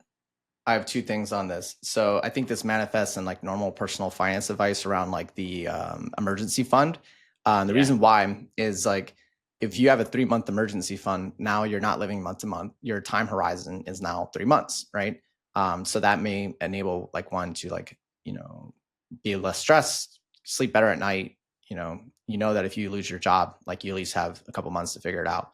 You hear freelancer types, independent contractor types, they'll try to do a 6-month emergency fund, because sometimes things are seasonal. Sometimes you lose a client, you need to be able to sleep at night.